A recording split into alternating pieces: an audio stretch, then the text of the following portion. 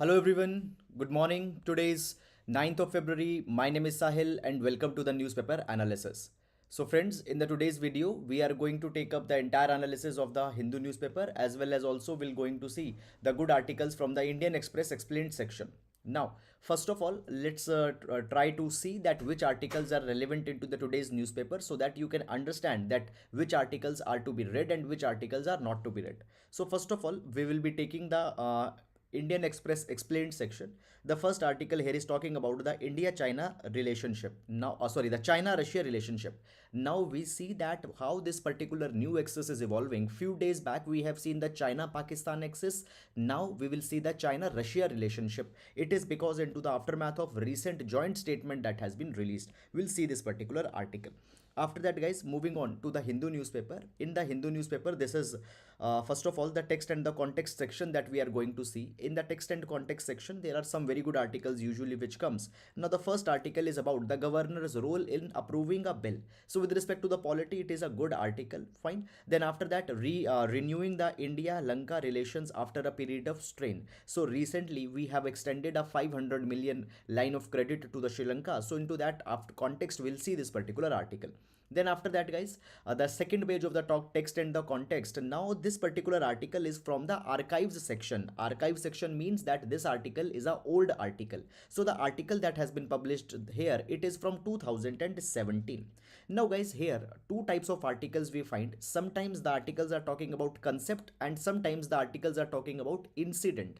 When the conceptual article is there, it is relevant after 3-4 years also. But when the article is about an incident, then with respect to the UPSC, the article is not important because incident already had happened 2-3 years back. So it is an article from 2017's one incident with respect to with respect to one particular issue happened into the Karnataka on wearing of the hijab. Not very important. Then guys, further moving on, we reach to the Hindu newspaper. This is the page number 1. The first article here we can see is the Haryana cabinet nod for the anti-conversion bill. Now understand this particular thing that after the Uttar Pradesh in 2020 came out with the anti-conversion bill, many of the state governments in this particular direction are coming with the anti-conversion bill. Now prima facie these all bills, they say that we don't target one particular community, okay, just we want to make punishable that any conversion by the force, by the greed, by allurement only needs to be punished. But we see that the laws have many a times being specifically used against particular communities. However, you need not to go and read every state's bill. Fine. Now what had happened, Haryana just cabinet had given the permission and this bill will now be raised into the house. Okay, so every state's bill you don't need to go. But guys, understand this particular thing that if these particular bills are carried against the spirit where the one particular community is being targeted, then such kind of a thing is not acceptable. Is it clear or not? And many a times we find that there is one particular word that is used in such kind of bills, and that the word is the love jihad. Is it clear? Now this love jihad, fine, basically the love jihad, it is an oxymoron. It is an oxymoron. What is an oxymoron? Oxymoron is a word where the two opposite words are used at a same time. Now the love and jihad are diametrically opposite to each other. So love jihad, it is a kind of an oxymoron which is often used. Is it clear or not? So this is something in this particular direction. After that, guys, the political articles etc., not very much important with respect to the examination. Rating firms have the double standards. We'll see this particular article into the business section. Then further moving on into the city section, the regional news and basically the other issues, find the protest etc., are being discussed. Advertisements are there. Please don't go here. Nothing is there into this particular page. And then further moving on, guys, in this particular direction, okay, then further as we are moving here, we can see that the Valentine Day wedding beyond the gender barriers. So this article is talking about a trans couple who had planned to register their marriage under the transgender identity. Now guys, with the coming of the Transgender Persons Protection of Rights Act 2019 or the Transgender Act of 2019, now the transgender identity has been given a kind of a recognition and people are coming forward and embracing their identities, which is a kind of a good thing. Okay, it should be carried on. Fine. So this is about it. Then guys, further moving on into this particular direction. After that, the Tamil Nadu Assembly readopts the NEET bill. We'll see this article, what it is talking about. Fine. Then guys, further moving on, we reach to the editorial page, and on the editorial page, this article is talking about NEET. This article is talking about NEET. Now this NEET issue had become very politicized. Please don't go too much into this particular thing. However, there are some conceptual aspects which are important. That conceptual aspect only you need to see. Fine. However, this particular article, it is written by the MK Stalin. It is written by the MK Stalin, the Chief Minister of the Tamil Nadu, and basically the central government has been targeted, that how the government is trying to curb the Tamil Nadu. So such political message is also there. Fine, we'll see. Then the setting up of the agriculture spending boost farm income. So with respect to the agricultural reforms, we'll see this article. Football and the nations. Fine. So this particular article talking about the European football clubs and all the such kind of things. Fine. With respect to the UPSC, much of substance, academic substance is not there. If you have interest into the football, you can see it. Right of the weak, duties of the powerful. Good article. We'll see this particular article. Tax incentives for philanthropy. Good article. We'll see this. Then guys, opposition missing from parliamentary committees. It is a good data point. This data point along with one more data point from an old data point we will be seeing here. Then an extreme opposition article just contains some of the references with respect to the GS2 constitution. We'll see that particular thing. After that guys, further moving on, much of the political news etc has been mentioned here. Fine, no need to go too much into that particular detail. After that, the assembly polls, leave this entire page. Then guys, the rising number of COVID-19 cases etc have been talked about. Okay, then here we can see that basically again the two articles onto the Sri Lanka has come with respect to the Sri Lanka India partnership. We'll see this particular article. Macron sees path to ease Russia crisis. So now the French president Emmanuel Macron, he is trying to play the role of a co-mediator as how the Russia and the USA can ease their crisis, because onto a Ukraine proxy war is going on. So many times we have seen all these particular kind of things. Then the European Union chips race with 43 billion aid to rival Asia. Is it clear? So basically we now see that the semiconductor chips, okay, they are into a shortage, and the world needs the semiconductor chips for almost every electronic equipment that is there. And onto the semiconductors, there is a lot of reliance onto the particular few countries such as the Taiwan, China, South Korea. Particularly Taiwan and South Korea, there is a lot of reliance on these countries, and now the other countries, they want to make a kind of a self-sufficiency, a kind of an Atmanirbharta. So basically the countries are coming out with the package to reboost this industry. Then the corporate trends etc you don't need to see. India's debt to GDP better than of the USA. We'll see this particular article. Fine. Then further then comes the sports page. So this is guys the overview of the entire newspaper, and now let's discuss all these articles one by one in the detail. Now as we start with every class with the GS quote, so today also we will be taking a GS quote. So today's GS quote we are taking from the Albert Hubbard. Albert Hubbard, he says that the responsibility is the price of the freedom. Responsibility is the price of freedom. Now freedom is a right, and the right cannot be claimed without a cost. Every right entails a particular kind of a duty that has to be paid, a price that has to be paid, and the freedom can only be used if there is an responsible response, if there is also a responsibility attached to that. We can use this particular idea in GS paper number 4 as well as GS paper number 2. Now guys, understand this particular thing, that often humans, they consider freedom as equivalent to a license, but freedom is not a license. Freedom is a responsible realization, and with the freedom, responsibility has to come. So that is about it. Now guys, further moving on. So let's see first of all the answers for the yesterday's question that we have taken. So the question number 1, the right answer is D, and the question number 2, the right answer is C. Is it clear? Question number 2, both the statements are correct, and question number 1, only the first statement was incorrect. Delimitation Commission question. Now taking up the questions for the today. So today's question, the first question we are taking is from the Ministerial Conference of the WTO, World Trade Organization. Now why this question we are taking about? Because guys, the World Trade Organization's Ministerial Conference has been cancelled. First it got cancelled in 2020, then it got cancelled in 2021. So therefore this particular question becomes important for our examination. Please read the statements and answer the following statements. You can pause the video and can answer it. Moreover, this PDF, the entire PDF is available on Telegram. There also you can see this. Then the question number two. So question number two is about the central bank digital currency. So India is coming out with the central bank digital currency. We have announced it into the budget. So we will. There are certain statements into this particular direction. This article is also from yesterday's news. You please attend it and please write your answers into the comments. Now, guys, before moving on, certain things I want to just talk. Fine.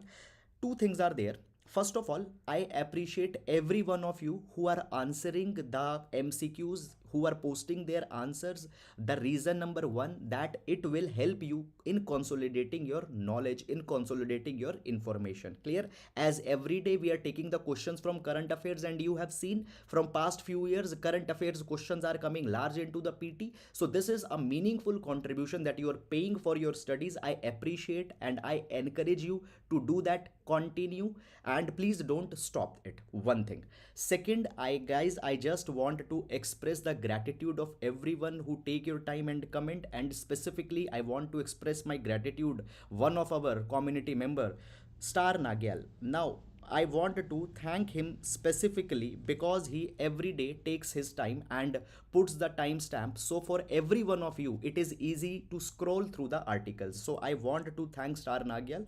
Particularly, I want to thank him because yesterday I mentioned one article about the Pradhan Mantri Matru Vandana Yojana.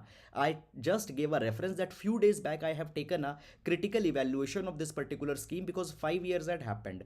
He then mentioned that on which particular date, at which particular time that article we have discussed, so that the other students can refer to it if they want, and for them the task becomes easier. So this type of community support is something which makes a community more meaningful. So I express my gratitude for him and for others also. Now taking up the first article. So the first article we are taking from for the China-Russia relationship. This article has been taken from the Indian Express newspaper, and this article will be important for the GS paper number 2 into the issues related to the international relation.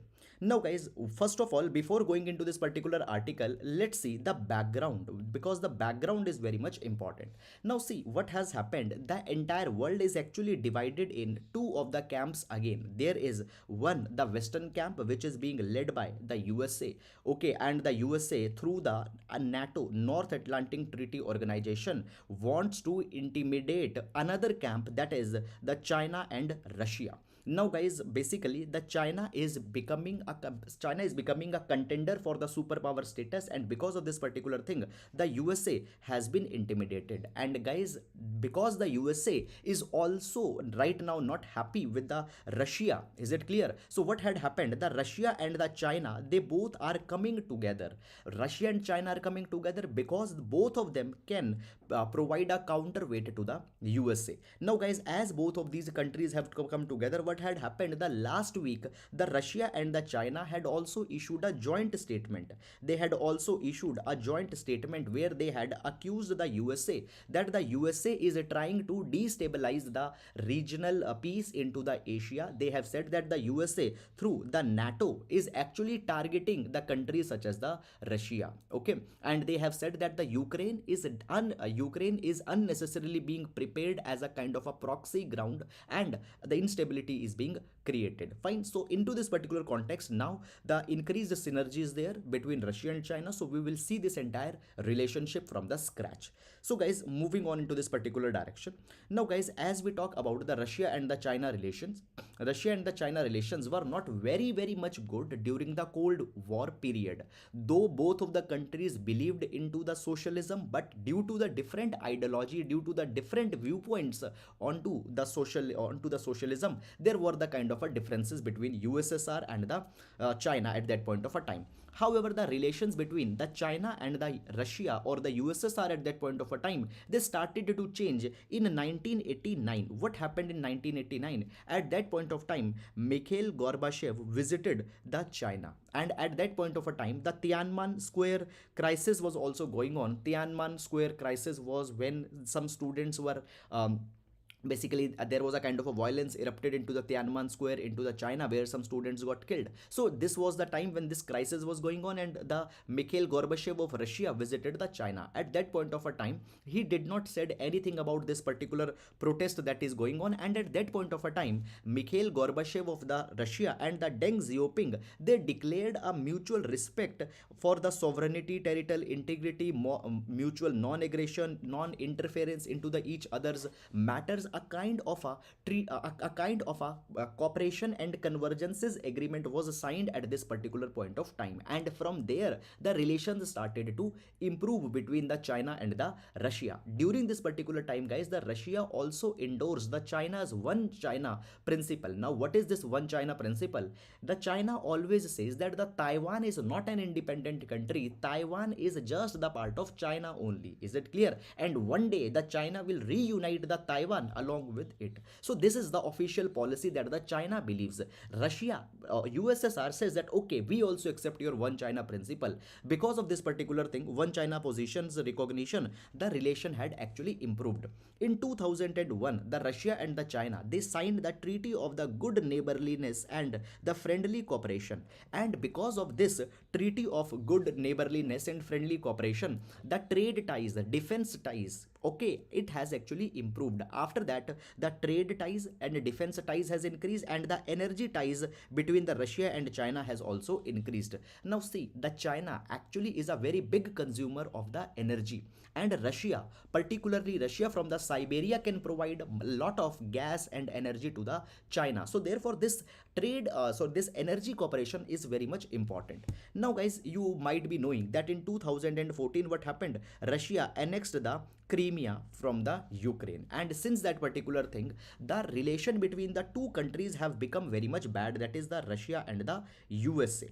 Now guys, the USA's relation with the China are also very much bad. So what happened? The Russia and the China, they came together against the USA, and since 2014 their convergence is becoming even more deeper. Now after this 2014 incident, fine, after this 2014 incident, what happened? I told you, just a minute.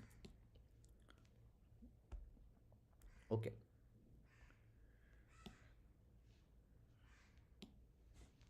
Fine. So after this 2014 incident that happened, the countries such as the USA, European Union, Australia, they started to impose the sanctions onto the Russia, and then Russia came near to the Beijing. Now guys, one of a very important deal that has happened between the Russia and China, it is the 2015 deal, where the $400 billion deal has been signed between the Russia and the China. Now the Russia will provide for starting from 2025 for the 30 years, energy gas will be provided by Russia to the China through a pipeline network. Moreover guys, into the energy cooperation between the Russia and China, what had happened in 2019, the power of Siberia pipeline has also been started between the Russia and China, and this power of Siberia pipeline will provide the energy to the Russia. Now guys, in 2022, I have told you that just last week the Russian president has visited the China, where they had agreed on to the joint statement. There this power of Siberia 2 has also been signed. So guys, further even more a kind of a cooperation is increasing between the two countries. So this is something that is going on. Now even into the Central Asia, the convergence is coming between the two countries. Why? Because guys, into the Central Asia, the Central Asia region is important for both the Russia as well as the China. Now China wants to carry the Belt and Road Initiative, and for this Belt and Road Initiative, clear, just a minute, for this Belt and Road Initiative, actually the Central Asia is very much important. Okay, fine. So this for this Belt and Road Initiative, that Central Asia is very much important. Okay, and even into the Central Asia, the Russia, now many of these Central Asian countries, they have come in existence after the breakup of the USSR that happened into the 1991. So there is a special connection of Russia with the Central Asian country, and Russia wants to create the Eurasian Economic Union. So both of countries have a special interest and they are converging here. But at the same same time, the differences are also there. Let's understand these differences. So the difference number one is that the China's main security interest is into the Asia, but the Russia's main interest is into the Europe. So this is the point where they diverge. Even Russia is very much, it is seeing the restructuring of the European security. After that, there is also the difference because the GDP of the both the countries, Russia and China, they are not similar. Fine, the GDP is of the Russia is 1/10 of the China. Now see, there is actually one problem that will come. Russia once was supposed to be the superpower of the world. Now Russia will never be assuming itself to be the junior partner of the China. So this mindset is there, but at the same time, in terms of economy, today China is very much powerful. So China in terms of present status see its superpower, but Russia with respect to the old status, okay, his historical status, see it itself as powerful. So who will be subservient to whom, it is not clear into this particular direction. So this is a kind of a again gap that comes. Then guys, the Russia is actually, when we talk about the gas exports to the China, Russia is very conscious into this particular direction. I just explained you that in 2015 the $400 billion energy deal was signed. At that point of a time, with respect to finalization of price, a lot of problem was there. Now when the Russia is exporting their gas to the Europe, they actually make a lot more money. Fine, particularly when they are exporting their gas to the Germany, they may make a lot more money. So their preferable partner in this particular capacity is Europe always. Then guys, the next thing comes on to the Ukraine. Now on the subject of Ukraine, there is a lot of dispute that is going on, but up till now China had not openly supported the Russia's policy onto the Ukraine. Why China had not supported the Russia's policy on Ukraine? It is because guys, that Ukraine is actually very much important for the China. Now into the Belt and Road Initiative of China, Ukraine is a very crucial link. After that, China is also Ukraine's biggest trading partner, and the agricultural exports also are oriented towards the Ukraine, particularly the corn. Now therefore, the China don't want to make Ukraine irritated by saying that no, Russia is right, and at the same time the Russia is also looking that what the China will be taking a position on this particular matter. So the Ukraine actually, it is making the relation little bit more messy. Now in this capacity, what is the role of India that comes? Now guys, India basically need to maintain its independent relation with all the countries, with the USA, with the Russia, as well as with the China. Now one good thing that has happened last week when this joint statement was released, this good thing was this, that basically both the China and the Russia, they have recognized the role of India, and both have said that we will be cooperating with the India. So by this particular gesture, India needs to take advantage, okay, and want to make sure that it is making a balancing relation between the China, Russia on one hand and the USA onto the another hand. Moreover, understand this particular thing, there is one another grouping also, that is the RIC, Russia India China platform, and under this Russia India China platform also, India can reach to the Russia and China, and through the quadrilateral security dialogue, India can reach the USA. And diplomacy needs to be carried or crafted in such a way that from both the points India can achieve the benefits. So this is guys something about this particular nexus and this particular issue that is going on right now. The hottest flashpoint into the world politics is the Russia, China, USA. Clear? So this particular thing needs a very good clarity. That is all about this particular article, guys. Now we'll move to the next article. Now this particular article we have taken from the Hindu newspaper, and here actually we have clubbed the two articles.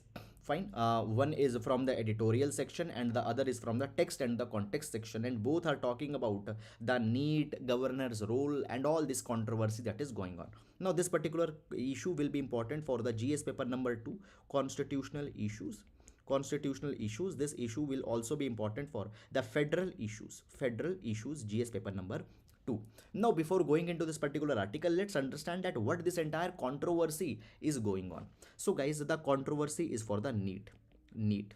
Now guys, the NEET is the medical entrance examination, as you all might already be knowing it. Now what had happened, the NEET examination has made compulsory by the government by carrying an amendment into the Indian Medical Council of India Act. Okay, Indian Medical Council of India Act. Okay, Indian Medical Council Act has been come, and by this particular thing NEET has been made compulsory. Now the Tamil Nadu don't wants to take this particular NEET. They say that the NEET is actually violative of equality. The rich students who can afford the coaching, they will get the benefit, but the poor people who cannot afford the coaching, they will not be able to clear the medical college examinations. So therefore we don't want the NEET. This is something that has happened.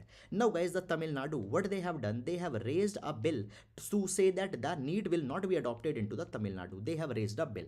Now once this particular, now you know that when a bill is to be cleared, the governor has to give its assent into the state legislative assembly. Governor has to give its assent. Now when this particular bill was raised and when the bill was sent to the governor, what happened? The governor returned the bill. Okay, the governor returned the bill.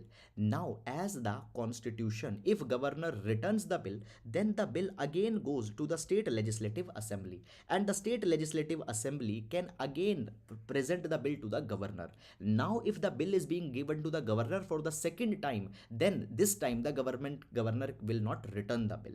Now guys, what had happened? The bill was passed. Okay, it was given to the governor returned it. Now the assembly had given the bill again to the governor of Tamil Nadu, and now it is to be seen that what the governor is going to do. And in this capacity, the provisions with respect to the governor power onto the bill within the Constitution of India becomes very much important. Even into the prelims examination, the question onto the governor this particular year can come. So let's understand that what are the provisions in this particular respect. So I had provided you that once again they have adopted a bill, and the bill was earlier written by the governor. Now there is article number 200 in our constitution, and article number 200 provides that whenever a bill is presented by the assembly to the governor, governor can do certain things. Article 200 provides that number one, the governor can give the assent. Okay, second, the governor can withhold the assent. Third, governor can return the bill for the reconsideration to the legislature. What happened? Earlier, the governor returned the bill. And then there is a fourth option, that is the governor can reserve the bill for the consideration of the president. Is it clear? And can present the bill to the president. Now, in all these particular things, there is a no time frame which has been fixed into the constitution. Is it clear? No time frame is there.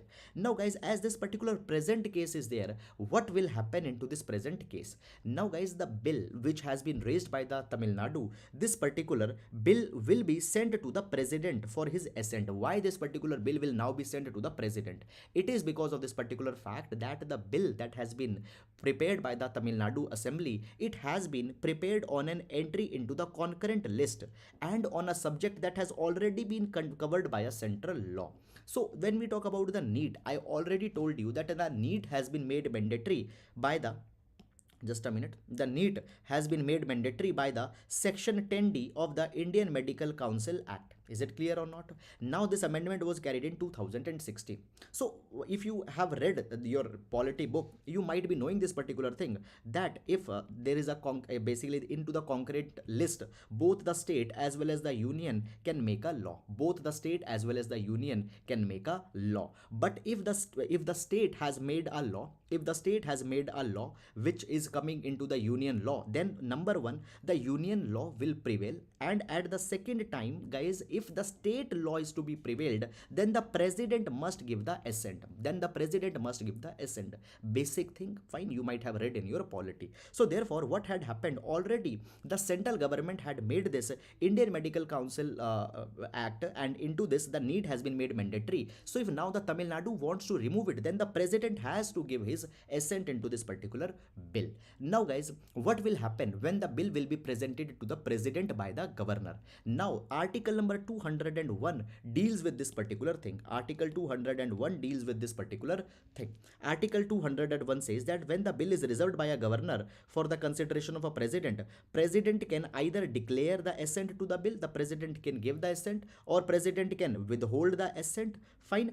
President can also direct the governor to return back the bill to the assembly. That can also happen. But bill, if it is not a money bill, If it is not a money bill, then it can ask that governor, please return back bill the back. Now guys, basically once the bill has been returned, within the 6 months, the bill is to be reconsidered. Now guys, here this particular article number 201 ends. Is it clear? Now what will happen if the second time bill will again be sent to the president? Will the president be giving his assent or not? Nothing has been mentioned into this particular article after this particular thing. So it is assumed that even for the second time the president can return the bill. This can happen. So this is guys the entire controversy that is going on, and this article number 200 and article number 201 now becomes very much important. So I hope that you have understood this particular thing. Clear? So that is all about it, and now we'll be moving to the next article. Okay, meanwhile, very good morning to every one of you: Shiva, Komal, Pallavi, Didi Guitar, Komal, okay, Swati, okay, Sandeep, Nandan, Ashugosh, and okay, there is one more doubt. When shall we have Q&A session? Okay, guys, if you want, I am thinking to have a Q&A session on the Sunday. Is it clear? So that is something which I am thinking of. Now moving to the next article. So guys, here what we have done, actually we have taken the 3 articles from the Hindu newspaper, because all of these articles are talking about one thing: India Sri Lanka relation. So the first article we have taken from the text and the context section, renewing the Indo-Lanka relations. Then the second article again we have taken from the Hindu newspaper. It is talking about the India Sri Lanka cooperation on Aadhaar. And the third article is also from the Hindu newspaper: Sri Lanka recognizes India as a true reliable friend. So all these 3 articles we have clubbed, and a holistic coverage we are going to take. Now this particular article will be important for our GS paper number 2. This article will be important for our GS paper number 2 into the into the relations with the neighbors, international relation, and the neighborhood first policy of India. Now let's take this particular article, what it is talking about. Now before going into this particular article, guys, let's take the background. Now see, the background goes like this: that India and Sri Lanka India and Sri Lanka share a kind of a very deep relationship, because number one, Sri Lanka is a immediate marine neighbor of India. And because Sri Lanka is so nearly located to the India, Sri Lanka has a very strategic location, and keeping Sri Lanka happy is a strategic concern for India always. That is one. Second, guys, there are the cultural ties between the India and Sri Lanka also, because particularly into the Jaffna region of the Sri Lanka, large number of Tamilians are living. So there is also a kind of a strategic, a kind of a cultural reason. Then, guys, the third reason is that basically the China factor is also there, which is very much important thing. Now the China had in the past many a times tried to bring the Sri Lanka into their own sphere of influence. For example, the China had already taken the Hambantota port of the Sri Lanka for 99-year lease. Tota port for the 99-year lease. Now in the Hambantota port, if China starts to dock their military vessels, then it might be a security concern for the India. Is it clear? Moreover, the China also operates the string of the pearls policy. Now into this strings of the pearls policy, the China wants to contain the India from all the sides. Okay, the China wants to contain India from all the sides, and here the Sri Lanka is an important component into this string of pearls policy. So Sri Lanka has been important partner for us. Moreover, the Indian exports, they have a lot of potential into the Sri Lankan markets. So Sri Lanka is very important. Now, guys, when this COVID-19 pandemic began, actually the Sri Lankan economy, it started to decline, and the Sri Lanka wanted the support of India in this particular crisis. Now starting from 2020 to 2022, much of positive signals were not given by the India, and as India was not giving a positive signal to Sri Lanka, what happened? The China tried to take this particular advantage, and China carried many high level talks with the Sri Lanka, and China also expressed to give the economic support to the Sri Lanka. Now India is coming reflexing back and recognizing the Sri Lanka, and Sri Lanka is also grateful to India. This is something that has happened into the background. And now after this background, let's understand what these three articles are talking about. Now guys, I told you as that now India had became active and now India is again reconsidering to provide the support to Sri Lanka. What had happened? Now India has provided around $1.4 billion support to Sri Lanka. How? Let's see. Number one, India has provided a $400 currency swap to Sri Lanka. Second, there was a loan that Sri Lanka had to pay to India. That loan was $500 million. Now this loan has been deferred. That okay, you don't pay now, pay later. So 500 million loan deferment has been provided by India to Sri Lanka, and then a new $500 million line of credit has been provided by India to Sri Lanka. So 500 plus 500 plus 400, $1.4 billion support has been provided by India to Sri Lanka. Number one. Now guys, after this particular thing, Sri Lanka is also negotiating for $1 billion extra assistance from India. Now this particular thing is in talks, it has not happened, so it is also which might happen. Now I told you this particular thing, that when this particular COVID-19 struck, Sri Lanka needed the support. At this point of a time, the Sri Lanka first of all approached the India with a request. This debt freeze and currency swap request was made in 2020, but nothing happened. And during this particular time, China tried to provide support. China has also provided the vaccines to the Sri Lanka, and 80% of the vaccine which have been administered by the Sri Lanka, they have been provided by China. Now guys, when we talk about the Sri Lanka and India relations in 2021, there was some problems that had come into the India Sri Lanka relations. What problem came? So in the Colombo of Sri Lanka, India was developing a container terminal. Now this container terminal was being developed by by the Japan and India in the Sri Lanka. By Japan and India in the Sri Lanka. What happened? Suddenly the Colombo actually cancelled this 2019 agreement to develop this strategic port in 2021. Fine, this particular East Container Terminal was cancelled. Okay, this East Container Terminal was cancelled. Now India was shocked, and suddenly the Colombo also realized the mistake that had been committed, and Colombo offered the compromised deal.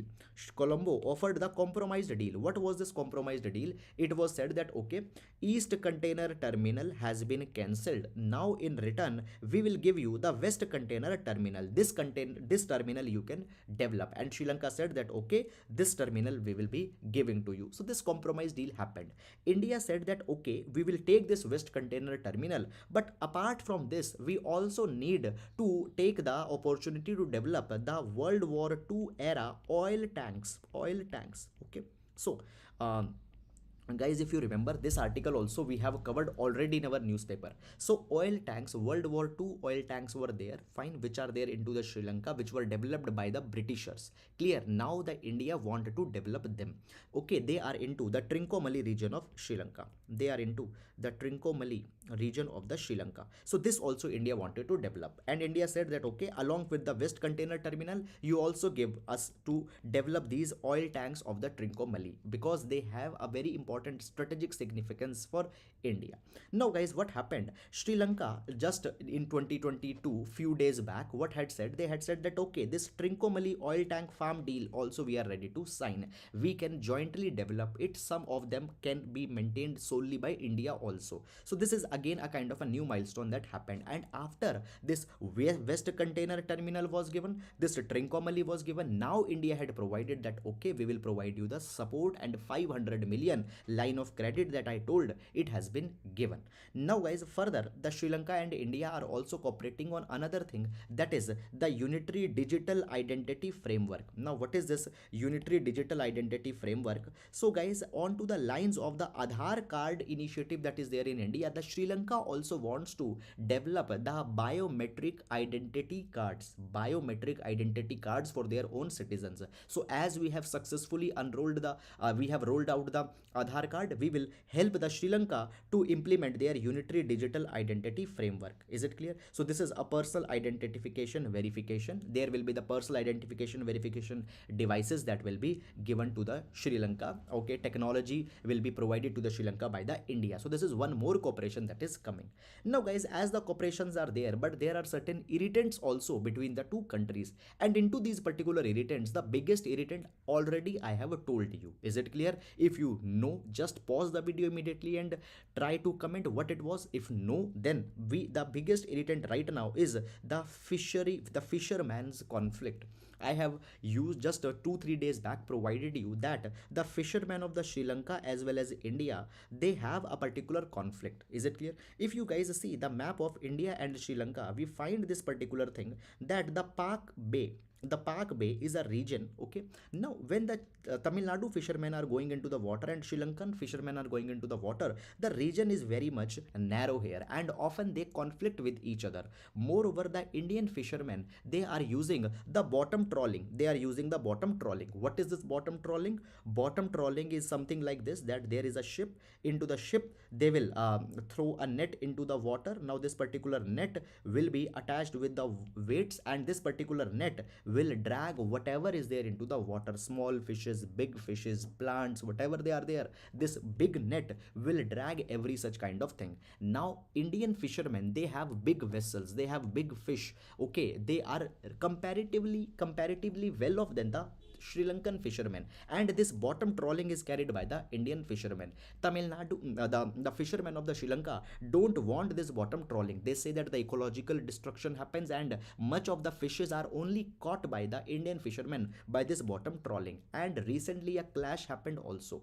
So these are guys, the fisherman issue is a very big issue between the two countries that is there. So guys, this is all about the India, Sri Lanka, China and all these relationship that is going on. I hope that you have understood it, and now we'll be moving to the next article. Now guys, here we have actually taken the two of the pictographic or infographic articles from the Hindu newspaper. This is from the Today, okay, and this is from the Today, and this particular is a kind of a old data point story from the Hindu newspaper. What they are talking about, the data which is provided here, it is actually very important for our GS paper number 2, issues related to the parliamentary processes. Data you can use in authentication of your answers. Direct question will not be there, just data for authentication can be used. So what guys we are talking about? First of all, let's understand the basic. Now you might have read in your polity that there are the departmental related standing committees. Now departmental related standing committees, they assist the ministries. Is it clear? Now there are the 24 departmental related standing committees that are there. When we talk about the departmental related standing committees, they compose 31 members. 21 are from the Lok Sabha and the 10 members are from the Rajya Sabha. Now these departmental related standing committees, they are constituted for a period of 1 year. So departmental related standing committees are there. Is it clear? Now guys, basically these departmental related standing committees are there, then the standing committees are also there. And guys, whenever a bill is actually to be passed, bill is referred to specific committees so that the expert members, stakeholders can come and can investigate the bill. Now basically, so what is the message that I want to give here? The message goes like this, that the committees of the parliament are very, very important. They go into the bare thread analysis of the bills, and for efficient functioning, these committees are very much important. But what about the attendance into these committees? Are the members of the parliament, are the political parties taking these committees seriously or not? So it has been there. Now guys, first of all, first data that comes here is that the bills that have been referred to the committees, now we find this particular thing guys, that the bills that have been referred to the committees, they have decreased since 2014. 2014. Now, when the bill is being passed, it might have a lot of loopholes. If committee will consult that particular bill, those loopholes can be removed. But the bills are now being not given to the committees since 2014. Okay, there is a decrease. Now guys, 60% and 71% bills were constituted in 14th and 15th Lok Sabha. They were given in 14th and 15th, which was a very good number. But into the 16th and the 17th Lok Sabha, which have been constituted in 2014 and 19, just 27% and 13% bills have been referred. In 16th Lok Sabha, how much percent? In 16th Lok Sabha, 27% bill has been referred, and in the 17th Lok Sabha, just 13% bill have been referred to the committees. So the bills have got declined. Now guys, when we talk about the monsoon session of 2021, zero bill was given to the committee. 0% bill were given to the committee. However, when we talk about the winter session of 2021, 33% bill have been given to the committees. So bills are not being given to the committees. That is a problem. This is a data that has been provided here. Now guys, further, who is the source of this data? The data has been provided by the Lok Sabha. Now guys, further guys, when these committees are constituted, what is the attendance of these particular committees? Okay, now the possible sittings that could be there for these committees, out of which actually how many got attended? So just 48% sittings have been made out of the maximum that can be possible in the Lok Sabha. In Rajya Sabha, just 41% of the sittings into the committees have been executed. That is one thing. Then guys, the next thing comes here, that actually the opposition also is not playing an important role. The opposition is also not playing an important role. Now when we talk about the committees, okay, in the committees the attendance of ruling party is good, but the opposition party's attendance is not good. So when the committees are there, the ruling party, the BJP, it made the 52% of the actual sittings, but the opposition, that is the Congress and the TMC, they just made 44 and 30% of the meeting of the attendance. So this is something which is there. Now please don't go too much into very threadbare kind of data and analysis, but just we can use some these broad data in order to provide the authentication if the parliamentary functioning has declined over the past few years or not. So that is the way in which this article can be used. That is all. Now we'll be moving to the next article. Now, step up agricultural spending, boost farm incomes. Now this particular article will be important for GS paper number 3, issues related to the agriculture. GS3, this particular article will be important. Now let's see that what this particular article is talking about. So guys, recently the agricultural orientation index has been released. Now what is this agricultural orientation index? Let's see first of all the background. See, there is a sustainable developmental goal number 2. Now the sustainable developmental goals, these are the goals that have been adopted in 2015 by the world countries, and they are to be reached by 2030. There are the 17 sustainable developmental goals are there, and within these 17 sustainable developmental goals there are 169 targets that are there. Before the SDG, there were the MDG, Millennium Developmental Goals. Millennium Developmental Goals were taken in 2000. Now the MDG were to be implemented by the developing country. SDG are to be implemented both by the developing and the developed country. Now when we talk about these sustainable developmental goals, within these SDG, there is the SDG goal number 2. Now this SDG goal number 2 talks about the zero hunger. It talks about the zero hunger. Fine. Now you just tell me, if zero hunger is to be achieved, obviously the agriculture is to be improved. Only when the agriculture will be good, then the zero hunger can be achieved. This is a basic logic that is there. Now guys, what is this agriculture orientation index? Now agriculture orientation index, it sees the ratio between government spending towards agriculture and the agriculture sector's actual contribution to the GDP. Okay, so the GDP contribution of agriculture, okay, and in commensurate to that particular thing, how much government is spending into the agriculture. Is it clear or not? Now basically, if government is spending evidently, if government is spending sufficient, then the value will be more than 1. Okay, this is something. However, please don't go into such kind of technicalities. So what is the agriculture orientation index? What is the agriculture orientation index? It is the ratio between government spending towards agriculture and sector's contribution to the GDP. Now you understand this particular thing, that if we need to implement this sustainable developmental goal 2, that is the zero hunger, we need to carry investment into the rural infrastructure, into the agricultural research we need to carry the investment. Fine, that we need to develop the technologies so that the agricultural productivity can be enhanced, the crop production can be enhanced. A lot of investment into the agriculture has to be done. If agriculture is contributing more into the GDP, government need to spend more into the agriculture. This is a basic logic that is there. Now what is the India's performance into this AOI, that is the agriculture orientation index? Now India actually is not spending enough in commensurate with the sector's contribution towards GDP. So whatever the contribution is there into the GDP by agriculture, India is not sufficiently spending. It is not specifically sufficiently investing. It has been provided that actually India's rank is lowest into the Asia. Even into the middle income and upper income countries, India is not performing good. Fine, when we talk about the entire Asia, China is doing very much good. Even the Zambia, which is a landlocked country, it is doing very much good. India's rank is 38th into the world, which is not good. Why? Because in India, large number of population is dependent on agriculture in terms of numbers. Even agriculture in economy is playing a very big role. So therefore, India's spending is not sufficient. Now guys, it has been provided that the budgetary allocation that have been done towards the agriculture sector, here also there is a drastic slashing of the fund that has happened. Fine, the crop insurance scheme, much money has not been given. The minimum support price, for that much money has not been allocated. Market intervention scheme, price support scheme, okay, the money has not been given much. Even for the capital investment into the agriculture sector, much money is not there.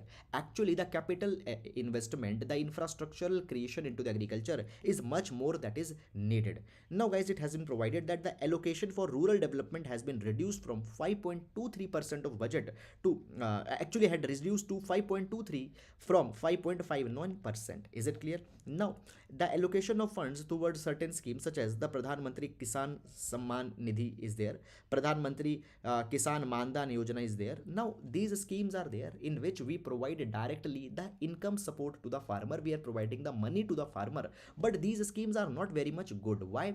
Because here the capital expenditure is not happening into the agriculture. I already have told you many number times the capital and revenue expenditure. Capital expenditure will create some asset. Now here you are just giving the money, you are not actually building the capacity of agriculture. So these schemes are fine, but they are not very much good.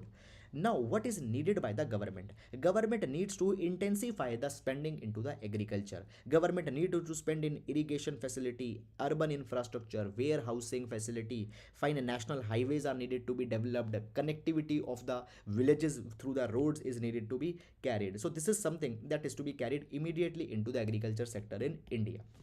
So this is all guys about this particular article. Fine, and now we'll move to the next article. Rights of the weak, duties of the powerful. Now guys, this particular article we can use in GS paper number 2, rights versus duties. Even in GS paper number 1 we can use this particular article. Fine, because there is a societal aspect which is there into this particular article. Now guys, kind of a similar article we have also taken on 25 January at 16 minute 35 second. Now this article is also a kind of similar to this one. Please go and see if possible. Okay, you will be able to get a very good kind of understanding. Now before reading this article, let's see the background. Why this article has come. So few days back the Prime Minister of India, during his one of the speech, he had said this particular thing, that we the Indians actually are very much obsessive on the rights, and in the name of the rights we often forget our duty. Now for the next 25 years we need to focus just onto the duty and not specifically onto the rights. Now the Prime Minister says that we need to carry the tapasya for the next 25 years, and the duty needs to be more important. Why these next 25 years? Because guys, the next 25 year will mark India's 100-year anniversary since independence. The finance minister, while presenting the budget speech, has referred to the next 25 years as Amrit Kal. finance minister has referred to the next 25 years as Amrit Kal, in which we are entering, and in Amrit Kal duty are more important. This is some background that is there. Now into this particular direction many articles are coming. Now this particular article, guys, it says that actually the duties and rights are both important and both are conceptually linked to each other. Fine, you cannot make them separate, they are linked to each other. Now the article provides that the right entails the duty. When the right will be there, duty will automatically come. Fine, right cannot be exercised without the performance of duties. Even the Gandhiji said once that everybody's rights but no duties will mean nobody's rights. Okay, so they are linked. Now further it has been provided that but the societies which are deeply hierarchical, where the hierarchy is there, when we talk about India, there is a hierarchy in terms of caste that is there. Fine, when there is inegalitarian societies, unequal societies, what happens? Only few people have rights and the large number of people have duty. There is no proper distribution of right and duty. Rights are with few people, duties are with so many of the people. Now example has been given. For example, in India the patriarchal families are there. In the patriarchal family, if you see what happens, the father alone has a right to take decision. He will decide what is to be done or not, but the duty is on everybody to abide the decision of the father, to abide the decision of a patriarch. Secondly, he has provided that even into the caste ridden societies this is true. Few people will have rights and many more people will have the duties. It has been provided that when we talk about the Hindu Varna Vyavastha, okay, Hindu Varna Vyavastha, traditionally it is said that here there is only duties and no rights. But the Rajiv Bhargav, the person who had written this article, he says that there are actually large number of duties onto the Shudras, because Shudras have to serve all the three other Varnas. Okay, but at the same time the rights are exclusively onto the upper caste, upper Varnas, that is provided. So in a hierarchical caste system, rights and duties are distributed unequally. This he has provided. Only few have the most important rights to be served, for example. Fine, it is there which has been provided. Now it has been provided that even into the monarchies, the rights and duties are not spreaded equally. Into the monarchy, the king has unrestricted rights. Okay, whatever he want he can do, he has unrestricted right, but at the same time duties are spread on all the people. As you go lower down into the ladder, more and more duties are there onto the bottom people. Duty to pay taxes, duty to adhere to the laws and all such kind of things, they are more at the lower sections. Then now it has been provided that, guys, when we talk about the inegalitarian societies, unequal societies, what happen? Those in power, they have the rights, and those who are not in power, they only have the duties to adhere. So it has been provided. Now, guys, basically when we talk about the democratic societies, equal societies, there is actually the democratic distribution of power. So there we see in democratic societies, egalitarian societies, we find that there is equality of power and equal rights and equal duties is there. This is something good, and because of this particular factor, the democracy is actually appreciated. Clear, democracy is actually appreciated. Moreover, actually if we see in the egalitarian polities, what happen? More power even mean more duties. More power mean more duties. Is it clear? If you are government, or if you are a legislator, you have more power, but your duty is also actually much more.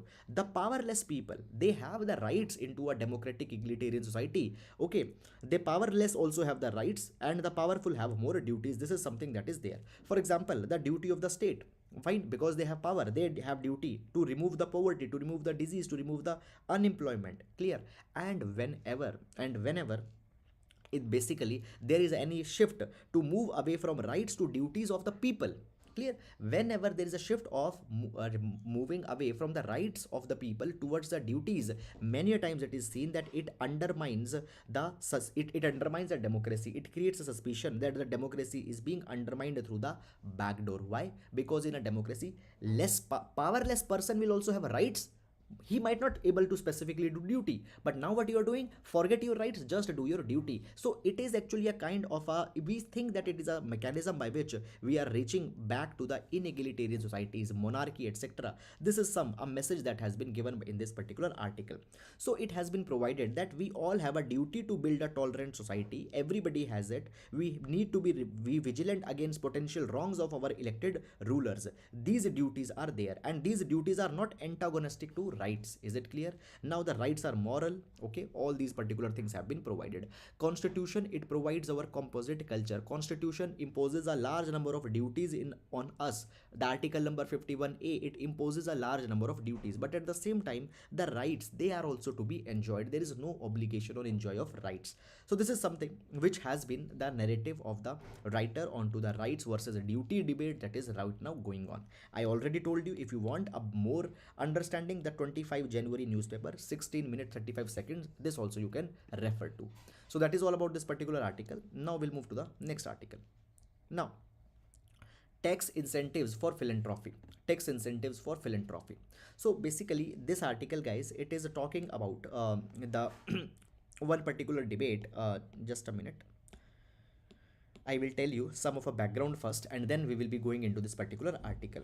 So basically the people, okay, whatever income they earn, the people, the income if they earn, onto the income tax will be imposed. Income tax will be imposed, okay, and this tax they have to give to the government. But some people, if they are donating the money to some specific of the NGOs, then what happen? They can claim the deduction. They can claim the deduction. Is it clear? Now which money, which NGO, if you are donating, can claim the deduction? The status is given by the government of India. Government of India. So government of India can provide, let's say that there are the 100 of the NGOs, any person donating to this particular NGO, the money that he or she will donate to the NGO, that particular money, on that income, the person can claim a deduction. He need not to pay tax onto the money which he had donated to the NGO. He can deduce it from his income. This is something that is there. So guys, by this particular thing, what we are trying to do, we are trying to incentivize the philanthropy. By the tax incentive, we are actually trying to incentivize the philanthropy. What is philanthropy? Philanthropy is a form of altruism. Altruism, when you put yourself at discomfort but want to help others. So it is a philanthropy, is a form of altruism where the private initiatives are taken for the public good and to improve the quality of life. Now understand this particular thing, that recently what happened, a study has been carried on to the tax incentives across the 12 countries including the India. Fine. Now the studies have been conducted by the Center for Social Impact and Philanthropy. Now they have actually studied one question, that whether the tax incentives have impact onto the charitable donations or not. By giving tax incentives, are the charitable donations increasing or not increasing? So this study has been done. Now guys, basically a state, it needs to raise the taxes, okay, and raising a tax is a core attribute of a state. Fine. Now when we talk about the impact of the tax incentives on the civil societies, the impact of tax incentive onto the civil society, by giving the tax incentive, whether the civil society are getting more empowered or not, such studies have been carried into the USA and UK but not into the India. But the structure of the USA UK taxation structure is very much different than the India.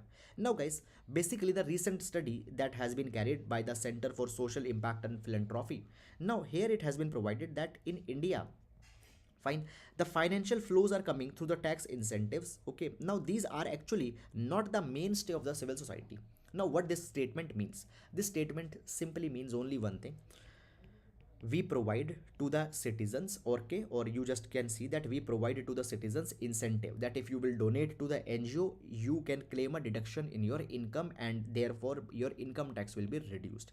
Now the people are, by this particular initiative, they are becoming motivated to donate to the NGOs or not. So the study had provided that yes, certain individuals, because the incentive had been given, they are donating the money to the NGO, they are donating the money to the civil societies, but much more money is not being donated. Much more money is not being donated. This has been provided into this particular article. When we talk about the NGOs in India, actually they are very small NGOs. They are operating in on very low budget and actually they need money. So we need to incentivize the taxation. We need to provide such kind of tax incentives that more and more people come and donate to the NGO. When we talk about NGOs, largest number of NGOs are concentrated into the state of Uttar Pradesh and they are providing the services such as the health, education. Is it clear? Now government, what they need to do, number one, government need to recognize more and more number of NGO for this tax incentive status. I told you that every NGO, if you are donating, you cannot claim the tax deduction. Only those NGOs can from only there are specific number of NGOs which are registered by the government and which government provide a status from which you can claim a tax deduction. So government needs to provide such status to more and more number of NGOs because they need money. This is something that has been provided. Moreover, it has been provided that the structure of the incentive that we are giving, it is also needed to be changed. How it is needed to be changed? What happens in India? In India, we give the deduction. In India, we give the deduction. What is the deduction? Deduction is something like this. Deduction is something like this, that let's say your taxable in let's say your income tax liability was 10 lakh rupees. You donated some money and your tax liability then reduced to, let's say, 8 lakh rupees. So this 2 lakh rupees deduction we give to the people. This is the model that India follows. But there are other countries such as the France. Now the France, what they do, they follow the credit based system. They follow this credit based system. What happens into the credit based system? Let's say that you are donating the money to the NGO, deduction will not be there, some additional credit will be given to those people. Now this credit based system is actually good. How the credit based system is actually good? Now understand this particular thing, that guys, you are giving the deduction, but tell me how many people actually are having the income which is coming into the income tax slab. Today, if you are earning less than the 5 lakh rupees, then effectively you need not to pay any taxes onto that particular income. So people actually are not very much motivated to donate to the NGOs because the deduction will be claimed, and the deduction are needed only to those people who are earning a lot more money.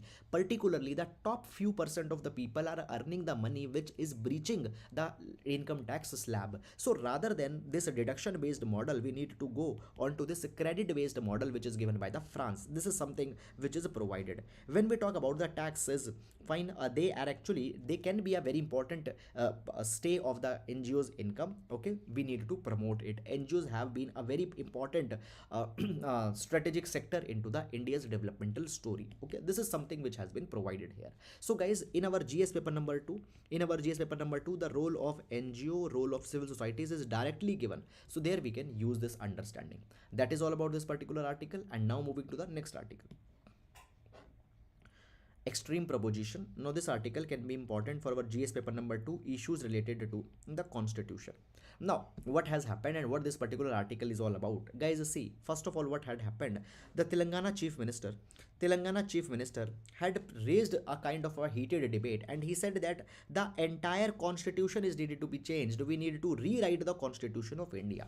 Now why to rewrite the constitution of India? It is because that, see, we are having an asymmetric constitution. We are having a constitution where actually the center is much more powerful than the state. We actually have, in the 7th schedule of our constitution, in the 7th schedule, we have the 3 list. There is a state list, there is a there is a union list, and then there is the concurrent list. Now you know that first of all, the subjects that are there into the union list, they are far more. Secondly, if guys, the state list and the union list, ever there is a kind of a conflict in terms of the jurisdiction power, the union list will prevail. Moreover, the important subjects have been put into the union list. Moreover, the parliament has much more power than the state. So therefore it has been said that actually the states have been just made as an appendage. They have just been made as a subservient to the center. We need to rewrite the entire constitution so that a kind of a pure federalism can be established. Where both the state as well as the center are equal. This is something which is demanded. Now guys, it has been provided that this thing is going on. Now rather than taking it into a positive light, the politicization of this entire matter happened. It was said that the party just is anti-Dalit. Why the proposal is anti-Dalit? The proposal is anti-Dalit because the constitution was drafted by the Dr. B.R. Ambedkar, and now as the constitution of Dr. B.R. Ambedkar is to be removed, it is an anti-Dalit politics that is going on. Now, it has been provided that actually the Dr. B.R. Ambedkar had itself made it clear that that every article can be replaced and added by the amendment. Now it has been said that the present constitution has lost its shape because it has been amended many a number of times. And now what is needed? We need to entirely bring out the new constitution. First of all, can you completely change and can bring out the constitution? Technically, no. Why? However, Supreme Court can take some another view also. But up till now, what is the position? In the Keshwananda Bharti case, there is the basic structure of the constitution that has been recognized. There is the basic structure of the constitution that has been recognized. Now, this basic structure doctrine provides that within the constitution, there are the fundamental parts of the constitution which cannot be amended. And when these fundamental parts of the constitution cannot be amended, simply you cannot remove this entire constitution. So the basic structure is there given into the Keshwananda Bharti case of 1973. Now let's understand the reasons that why the states are actually not very much happy. So recent years, the 15th Finance Commission, the GST, the land acquisition policies, the center and the state confrontation, okay, which is there. I have used a term many a number of times, federal friction, federal confrontation, combative federalism. It is emerging on many of these particular matters. All these matters, guys, multiple times we have already taken in our newspaper analysis. So what happens? The center is trying to intimidate the state. GST came. Now with the coming of the GST, virtually the power of taxation is into the GST. Now the GST compensation cess, which we have discussed, is going to end in 2022. After this, what will happen if the states will face a kind of a decline in their revenue? No mechanism is there. 15th Finance Commission, it had provided that many of the grants, additional grants that will be given onto the state, they will be given only onto the basis of performance of the state. So many a times the states, they are being shown a subservient position. Now, basically, there is one more thing that comes here, guys, that you actually don't need to change the constitution for such disputes even. There is one particular article, that is article number 131. Article 131. Now what is Article 131? Into the Article 131, if there is any, let's say, the dispute between the center and the state, then you can reach to the Supreme Court and Supreme Court can listen on to this particular matter. So if disputes are there, that disputes can be resolved within the present constitutional framework, not necessarily you need to amend the constitution. So these are certain positions that had come. So guys, just the summary of these points you need to have so that if a question comes, you can use these particular things. So that is all about this particular article. Now we'll move to the next article. India's debt to GDP better than of US. This article, fine. Just read it to have an understanding with respect to the GS paper number 3, the state of Indian economy. The state of Indian economy. Clear? Now understand, guys, this particular thing, that India's debt to GDP ratio is very much high. India's debt to GDP ratio is very much high. What is this debt to GDP ratio? Clear? Whatever GDP you are having, the GDP is the total final value of the goods and services being produced within an economy within a year. So that is our GDP. So with respect to the GDP, what is the debt that you are having? Now guys, every country takes certain debt. Particularly the developing country, they take debt because the developmental activities is to be carried. You know, every year there is a fiscal deficit that is coming. What is fiscal deficit? Extra money that you have spent. Fine, extra money over and above the receipt that you have spent. Now actually whatever the fiscal deficit is, it is built by borrowing money from the market, and the debt of the government increases every year. Today if we see the debt of the India compared to the GDP, it is around 90%. It is around 90% of our GDP. It is actually very much high. And because of these particular things, global rating agencies such as the Fitch, Moody's, many of them are there. These global rating agencies, they have said that India's economy is in a crisis. India's economy is in a crisis. Now, as this particular statement has been said, what has happened? Basically, our officials, they say that no, it is not bad. Fine, actually they say that these rating agencies, they have double standards. These rating agencies, they have the double standards. What they have done, okay, I don't know why it is going on that whenever somebody criticizes, we take the excuse of the others. It has been said that our is better than the USA. Our is better than the USA. Fine, it has been said that Basically India's credit rating debt to GDP ratio is better than the USA. Now what has actually been the problem is that these credit rating agencies, they are providing this particular thing, that for India there is a negative outlook. Okay, government's debt to GDP ratio is poor, and therefore triple B negative category has been given to India. Triple B negative category has been given to India. Moreover, these credit rating agencies have also said that there is no clarity onto the fiscal consolidation in the budget that has been released. What is the fiscal consolidation? Fiscal consolidation is a set of measures that the government is going to take to reduce their revenue expenditure or to reduce their expenditure. What will they do so that their fiscal deficit gets reduced? This is the fiscal consolidation. So it has been said that in budget they don't have provided any clear path for the fiscal consolidation, and therefore India's economy is actually in a kind of a problem, and therefore outlook to the India's economy is not good, and they have given the triple B negative rating to India. But what we say that no, will not take lesson, rather there are the double standards. This is something that has happened. Okay, so this is guys about this particular thing.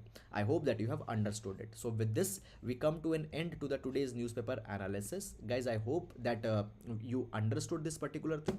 Now we will be meeting tomorrow. Till then, please take care of yourselves. Thank you so much. And guys, if you have liked this initiative, please do hit the like button. Please do comment. Your comments actually are encouragement for us. It helps us to keep on